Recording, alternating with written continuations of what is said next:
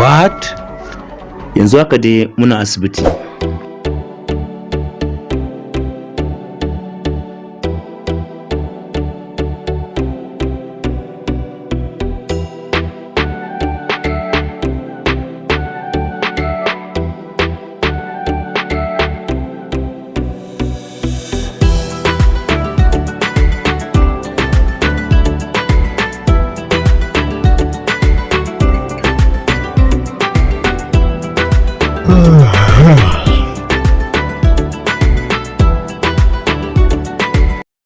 To ya aka kuma ka bar shi ya kwanta takalminsa kuma?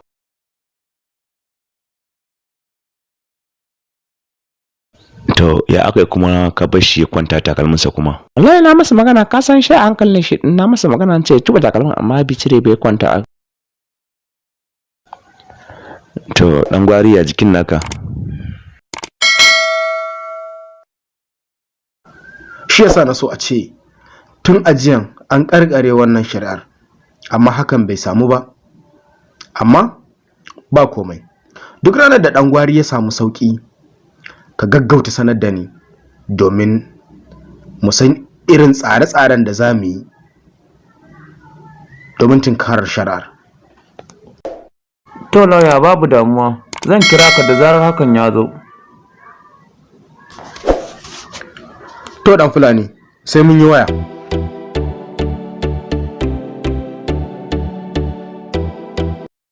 Sannan dan gwari gobe za mu sallame ka. Allah ya ƙara sauki. To likita, na gode. Allah ya ƙara sauki. Hello? Dan Fulani? Na'am barista. Barista ina wuni?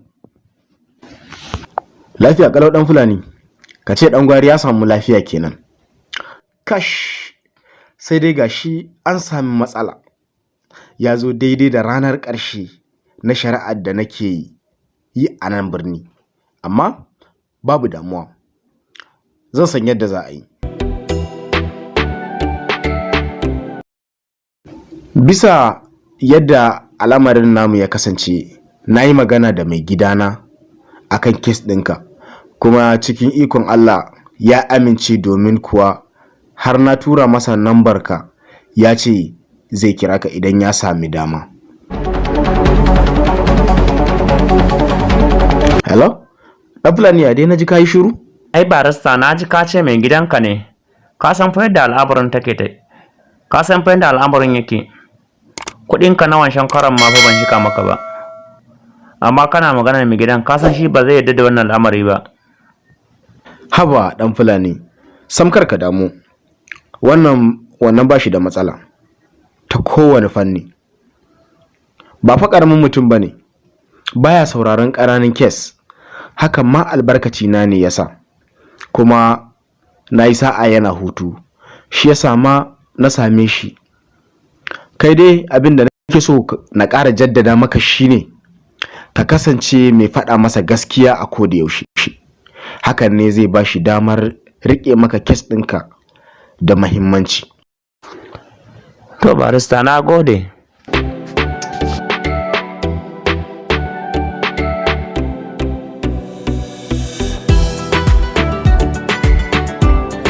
Assalamu alaikum. Sunana barista Ali Nuhu, lauya mai zaman kansa a ƙungiyar lauyoyi ta Afirka. Barista Kasim Inusa Abdu shine ya bani nambar ka, ya ce in kira ka akan kes ɗinka. Dai na so a ce na kira ka, I am busy by that time, shine na ce bari na kira ka yanzu.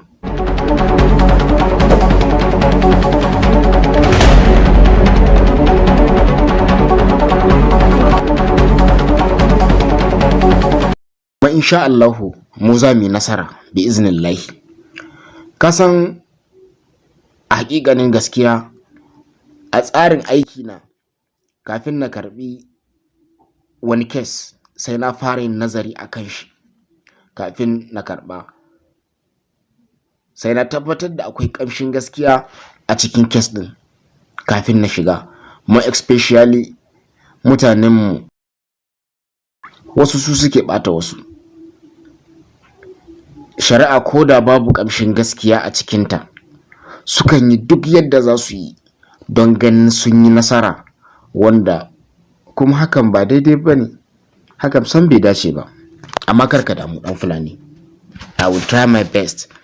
Insha Allah zan iya bakin ƙoƙarina domin mu ga mun yi nasara a kotun nan.